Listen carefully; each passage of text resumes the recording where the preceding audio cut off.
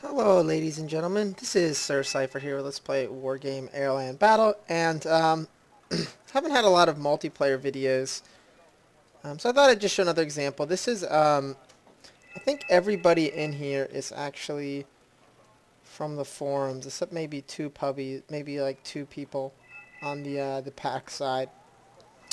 And this is Copenhagen, which is a pretty interesting map. It's actually one of my favorite maps, but the problem is that it gets so hectic that a lot of people's computers can't keep up with it, and it starts like lagging the game. The really big thing about it is that it has this giant spawn zone here, or this giant city here, that encompasses 4 zones, and then the two sides have more of an open area that they can kind of advance on. So what they did take out recently is there used to be a reinforcement zone here coming to this bridge, and also here coming to this bridge, but it's since been removed. So now it's a little bit harder to advance along these sides. But the middle normally turns into a meat grinder, and then the two sides are normally a little bit more long-range combat. So I'm playing with my Cat C deck, which is American. It's an all-NATO Cat C. And the most economical infantry that I know of, now that you can't get reservists anymore, are actually German Jaegers, because they have the MG3, which is the really good machine gun, and they also have a pretty good anti-tank weapon. My ally Argle Bargle over here is going with a Swedish deck, so you see all these angry little Swedes here. And over here we have Wickade with, I believe, I think it's just an all-NATO deck. Could be a Cat C deck.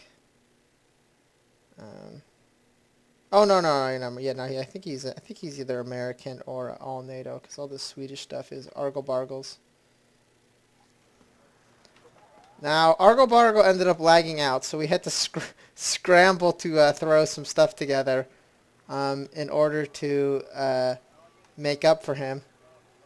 And there's that. You see, if you're going to go for these left sides, you kind of want to get helicopter infantry. It's a little bit less important now because there's no actual respawn zone here, or there's no actual call-in zone here. So if you don't actually own Bravo, it's not a big deal. Over here we have so much infantry, which is really what you need. This is what you need. If you're going into the city, you want like a dude in every house. And then once you have that, you can figure out what you're going to do next. We have a command tank coming up here, which is a pretty smart move. So that way, be resistant to artillery fire. There's a command jeep here, which is probably a bad thing to put in the city. And then we have a little convoy moving there. Doing that. And then we have napalm here coming in on this road, which prevents the enemy from easily getting into the city.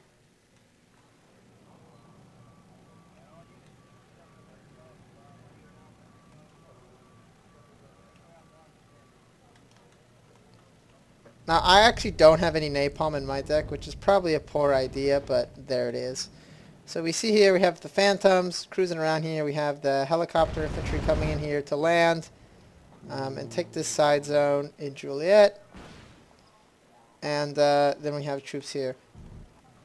The scramble for these side zones is a lot less fierce now that they remove the side call-in points here, because before it was like if you had this, and this, it was like you basically won, because you can call in troops like so far forward.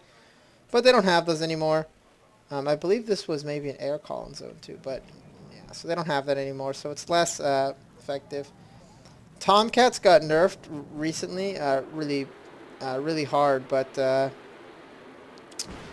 they kind of reversed the changes. They're still not quite as good as they were, but they're pretty good still. So they're back in my deck.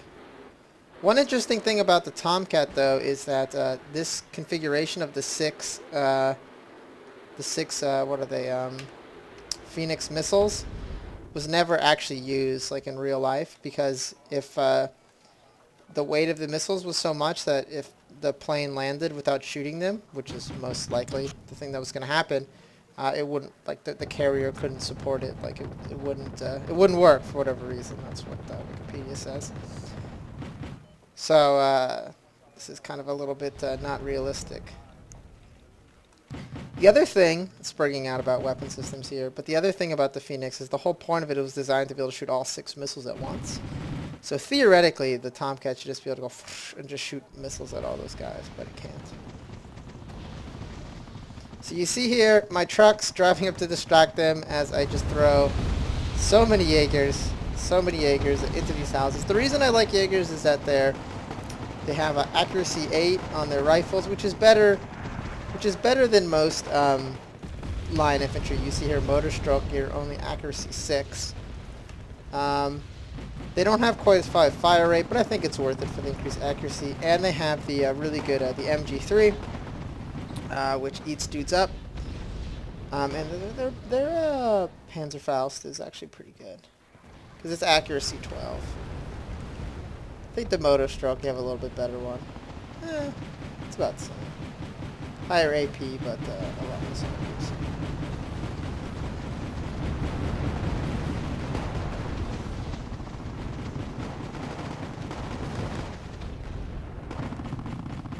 So I have my Prowlers cruising around, but the enemy just never really had that much radar AA in this game, so it ended up being not that effective.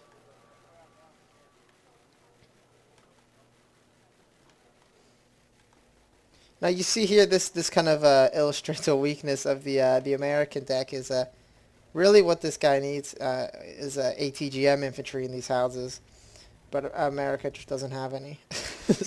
so now they have light rifles and mountaineers, but they're only range 1500. They can't really reach out far enough to deny an area to the enemy. So we have the troops just keep moving forward here into this meat grinder. Over here, it looks like basically nothing got sent here to stop this attack. I think he napalmed the road so the guy couldn't get in here, and now he's like all ensconced in here. So it seems unlikely that he's gonna get through. I believe this is a NATO Cat C deck or Cat B deck, which is pre-1980. Because I'm seeing the Sea Cobra IP, which is I don't think you would use it for any other reason than it's Cat C. You're playing Cat B. Now, in case you don't know, if you played this game, the advantage of choosing a lower category is you get less modern units, but you also get more of the units you pick. So, for example, like if I play Cat C, every type of unit I pick, I get 80% more of them, and it rounds up. So instead of getting 20 Jaegers, I get, what is that, like 36 Jaegers. Instead of getting 1 Tomcat, I get 2 Tomcats, stuff like that. Cat B is only 40% more.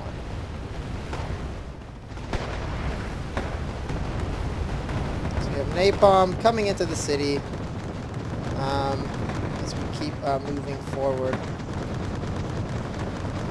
Now Cat C decks are good for fighting in cities because your infantry is just as good as their infantry, and you have a lot more of it. So you have basically generally like 80% more infantry. So you can kind of just drain the other person's deck of resources as you move through the city, and eventually they just won't have anything to stop you.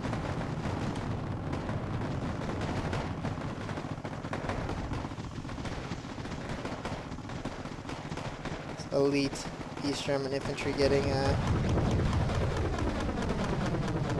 murdered by so many Jaegers.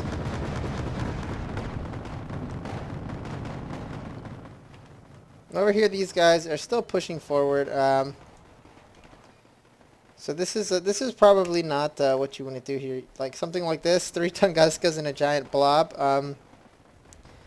Tunguskas are the very long-range packed anti-helicopter AA, and the problem is if you stick them all in here like this, is they're 1 cluster bomb away from dying, and it's totally worth it even if you lose the cluster bomb. So I don't want to do that.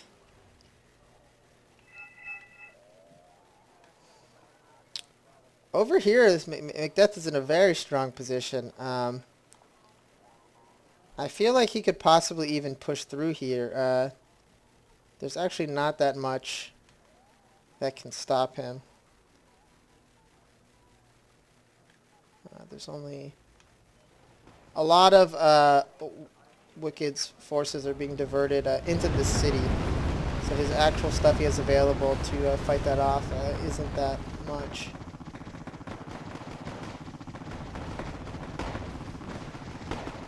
The reason I only put my troops in groups of 2 for the most part in the cities is because I know that there's going to be lots of napalm dropped on them, and there's no point of 40 guys burning to death instead of 20. So that's why I do that.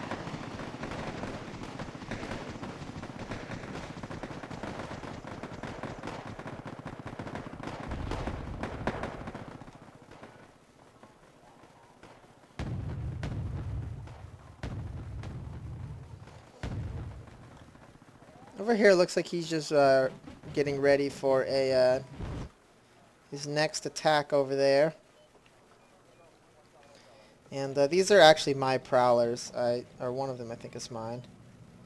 I sent them over here because I thought this guy had some radar AA, but really he just has like shitloads of infrared AA, which prowlers don't do anything against.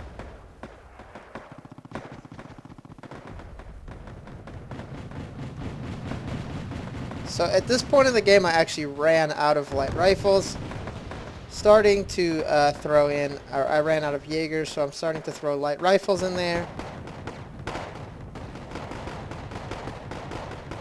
And landing resupply helicopters.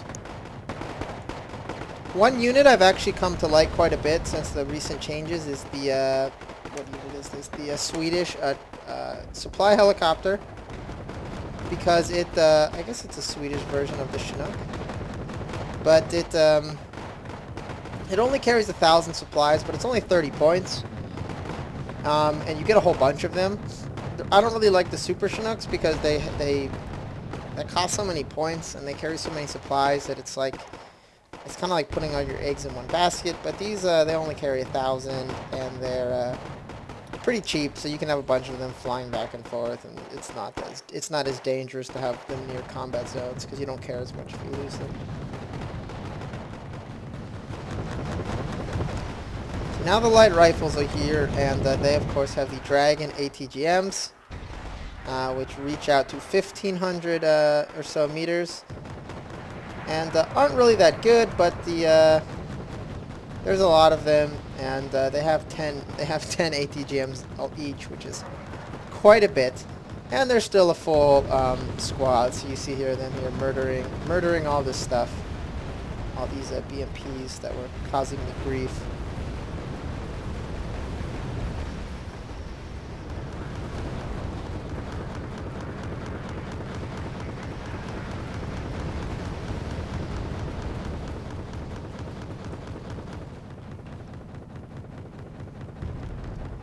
Over here, looks like we had a pretty intense little helicopter landing, which I don't know if it's going to be able to do anything because there were so many Tunguskas.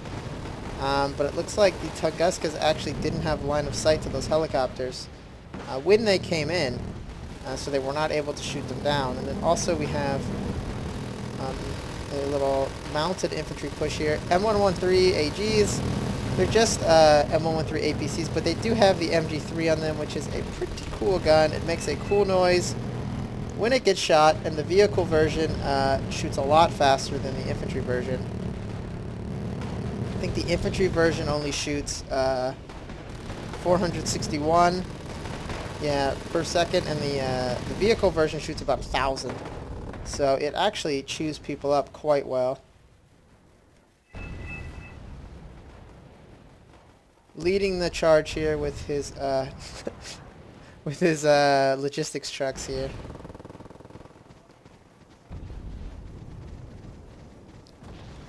So that helicopter attack was pretty good. One thing that you can do to stop people from landing helicopters in your back of your base like that is you take all of your helicopters that don't have any infantry, and you just make a little line across the edge of the map.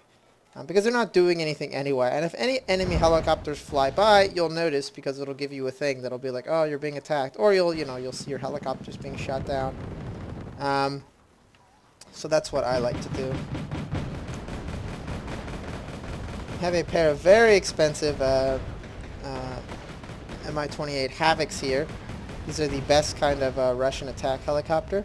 They have 16 ATGMs each. They're pretty ferocious, but I actually like the Hinds better because the Hinds are a little bit tougher, and I feel like they're not putting all your eggs in one basket.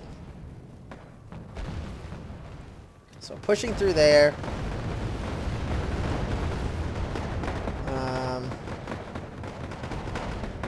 Still pretty tied up in the city, but I think it's only kind of a matter of time.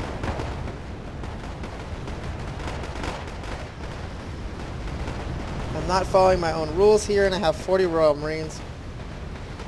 Royal Marines are pretty cool because they have accuracy 16, which is just like obscenely powerful. They murder infantry so quickly. They just eat them for breakfast. You see how fast these Motostrelki are melting away here. Because of that accuracy 16 battle rifles that they carry.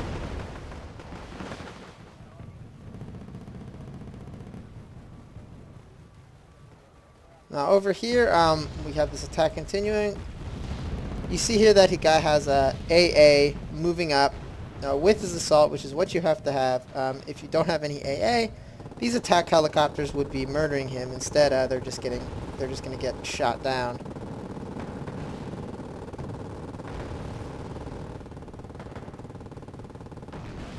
The Flak Panzer Gepard is probably the best anti-air artillery in the game. It's very long range, does a lot of damage, and eats up Hinds like nobody's business. Although these BMPs just snuck up on it and took it out. But we have a pair of Martyr Roland 2s here, so it's not the end of the world. So we have the light rifles and the Marines and the Royal Marines continuing to sneak forward, take ground in this town. Things are kind of stalemated over here. We have lots of rifles on foot. Not sure what they're doing, but we do have an attack here by Macbeth. I believe is also a goon to here. These Mountaineers, Mountaineers are actually really good to put on the front row of houses. They're really pretty good in a defensive role because they're ATGM infantry, but they'll still kill normal infantry in combat if they're not in cover. But we have a little attack here with BMPs and T-62s. But Bradley's here fighting them off. I think I'm not sure why he's using the Bradley, the normal Bradleys. The Bradley 2s, or the Bradley 2A1s are really, really good now. They got upgraded to have the TOW 2 missile. They do like AP-26 or something. They are disgusting. Lots of bombs coming in here from my intruders. I like intruders quite a bit because they're only 60 points for the Americans. They carry 2,000 kilograms of bombs. They are no joke. So over here we have the Panzer Grenadiers moving forward. Panzer Grenadiers are assault infantry. The most recent patch changed all infantry into basically, I think it's one of 5 types. Most infantry is now line infantry, so you see here like Jaegers are line infantry, and they move at 20 kilometers per hour, and they just normally have a normal gun and a machine gun. There's nothing that exciting about them. And then you have assault infantry, which are like Panzer Grenadiers or Marines, which move at 25 kilometers per hour. They tend to have higher accuracy, a better anti-tank weapon, and they machine gun with the close quarters combat modifier, which makes it more effective. at shooting at people in the same city block. A lot of the assault infantry also has submachine guns instead of, well, these freaking Afghanskis are like mowing these guys down. They normally have, a lot of them have submachine guns instead of rifles. Then there is light infantry, which are like light rifles, mountaineers. The Polish have one, Canadian Highlanders. And they're like normal squads of infantry, but I believe they move at 25 meters per hour now. And they normally have a short-range ATGM. So something that's like from 1,000 to about 1,500 meters. They have a little ATGM, and they're a full squad. And then, of course, there's still specialist infantry and commandos and all of that. But they did that to make a little bit more distinction between the different types of infantry, and I think it's actually been pretty good. You really notice that things like assault infantry will just murder, lower quality infantry now in a way they just wouldn't before. So you see here these Jaegers are, you know, mowing these down. These reserve shoots in, and the reserve shoots in aren't really even hurting them, because Jaegers are a lot, because assault infantry is a lot better now. So it looks like they are to push this back with the help of these Sea Cobras, with the help of these Jag Commandos, with their Milan missiles.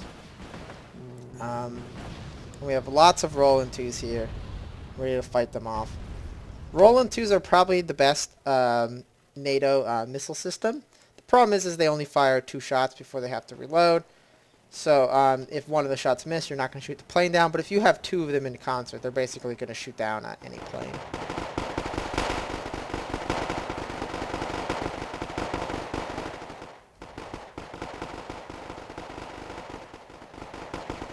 So my Jaeger's moving forward on a suicide mission, trying to get a little bit closer here.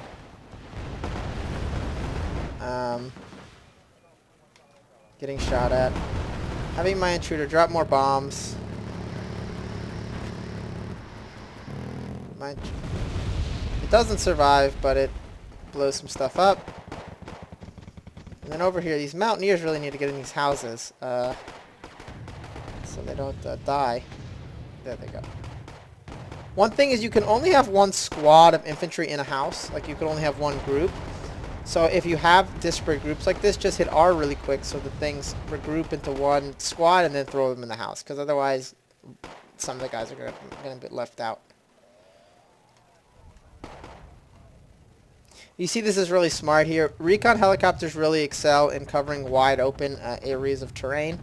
So if we have like 1 recon helicopter here, this whole area, we can tell if there's any funny business coming through. So my Jaegers got murdered, but because these are FJB-40, they are East German Special Forces, and they're kind of cool because they also carry anti-air missiles. They carry anti-air missiles and all the other stuff. You can see here they're accuracy 12. They are commando infantry. Commando infantry is sort of like assault infantry now, but they tend to have 30-kilometer movement speed and to have a faster rate of fire than normal infantry. Well, but now that I know where they are, the trusty intruders can come in and drop bombs on them.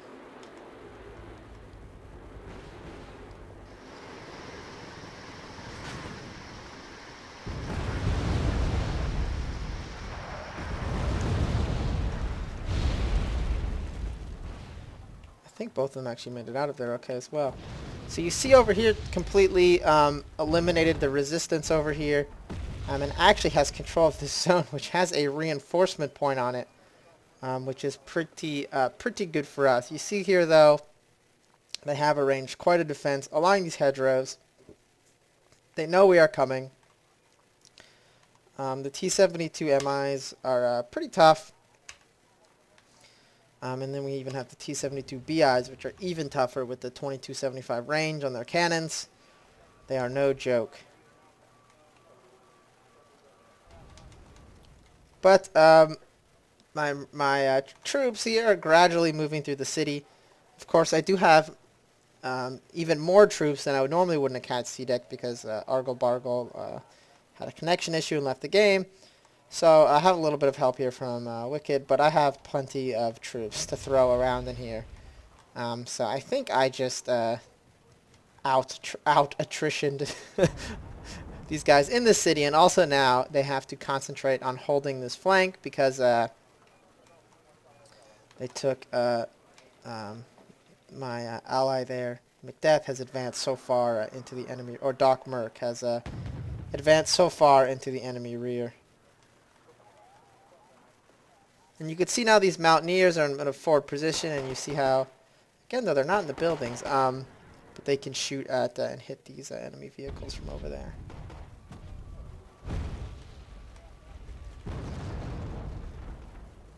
So this is, yeah, these leak to shoots, and these are another one of the light infantry. They have the 1500 range ATGM, which they just paid that Martyr 2 with. That was a pretty lucky shot.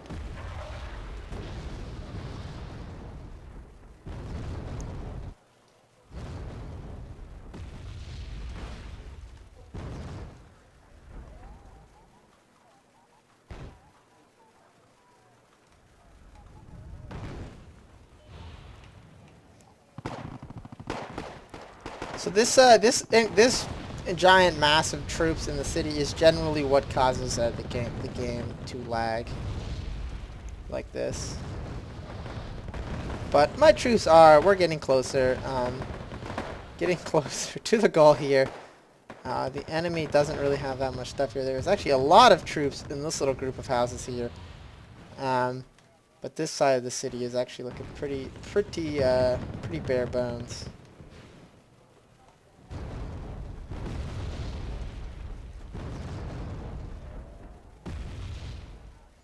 So we have like a helicopter force here. I think he's trying to land near the enemy spawn zone, but I don't think it's going to work.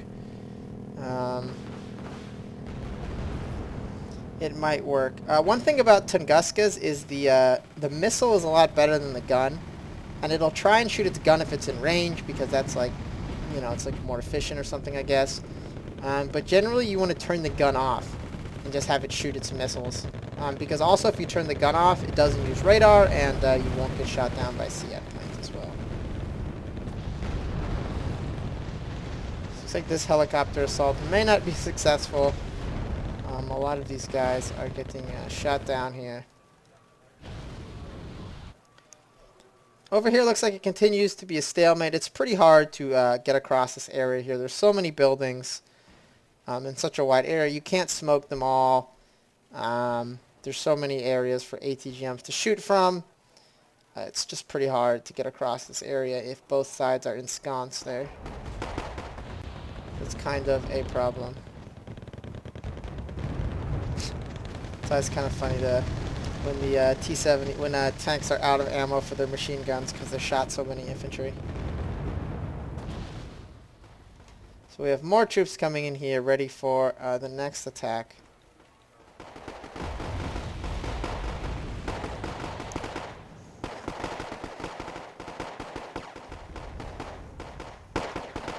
As my guys we just shoot at each other across this little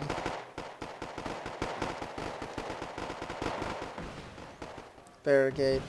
Now, I started calling in units here. I didn't realize we had this reinforcement point, and so I was like, why are my units showing up here? But then when I realized it, I was like, well, I should help out. This looks like it'll be easier nut to crack than the rest of that city. And I realized the only thing I'd called in up to that point essentially had been infantry. So I just started calling in everything I had with ATGMs. These are the Strikers. They are a British homemade ATGM system. And with the most recent patch, they now have AP-22, which means that even top-tier Soviet tanks like this T-80BV, they can kill in like 2 or 3 hits. This T-80BI, they can probably kill in 2 hits. So they are quite a bit more ferocious now. They're not very accurate, but they're still pretty good. They carry 10 missiles, 2600 range.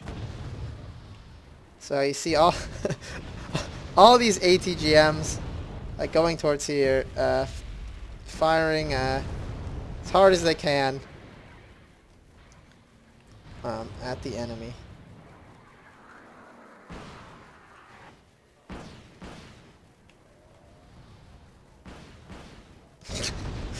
So many ATGMs.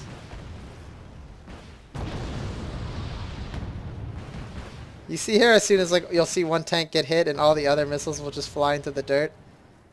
Because there's nothing more to hit.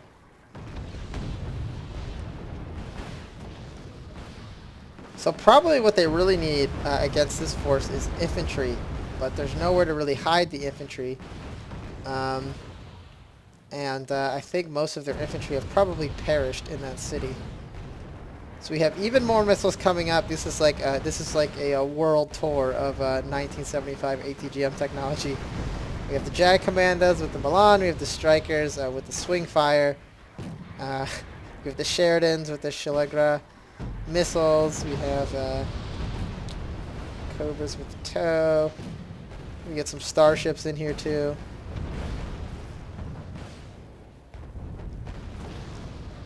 Firing clouds of ATGMs at the enemy.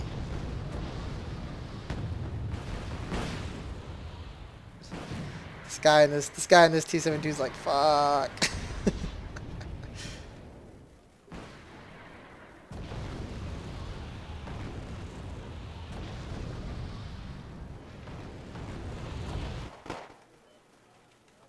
So still pushing forward in the city. But I felt that was kind of like less important than doing here. I have all of my Cobras at this point because I just have so many. Just shooting at stuff with their guns. Because I don't feel like refueling them at this point. I think this deck has like 15 of them. And then still pushing in here with the giant blob of guys. He does have the ATGM troops, but the problem is there's not any super good place to hide them at this point. And actually the other side of these units is starships actually have a really good gun for killing infantry because it's HE4. So they tend to actually eat infantry up quite well.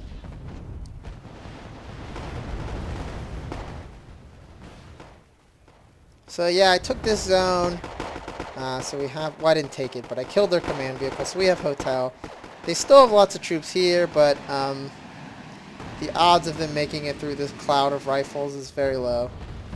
So we continue to push forward here.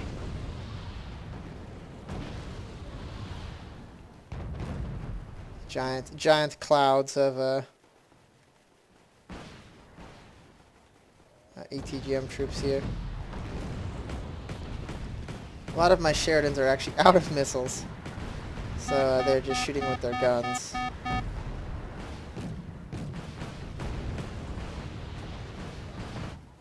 Over here, not sure why there's a bunch of motor jockey hiding in this forest here, but we have a final attack here by Rakit, but the problem is they're all on the road. So I don't know if this guy has any planes left, but either way, I think this is going to not end very well for him.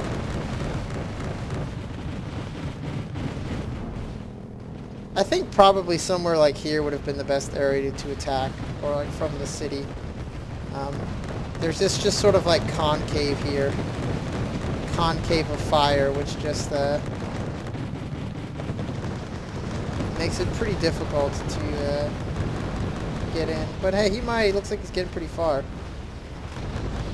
For whatever reason, there's no infantry in these houses.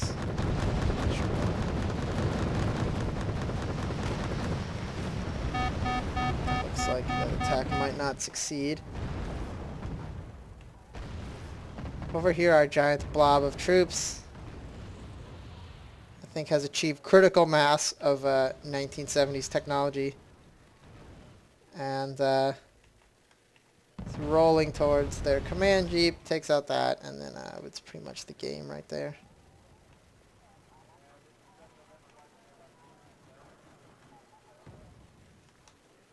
So yeah, that was pretty fun. It was a Conquest game. I was a little worried when one of our guys dropped, but we ended up doing okay. Never could make any progress here. On the left side, Macbeth had a pretty tenacious defense there because he's a goon. He knows how to play this game. And, Doc Merc on our side essentially just steamrollered the guy on his side, and we were able to flank them and win the game. So it was pretty fun.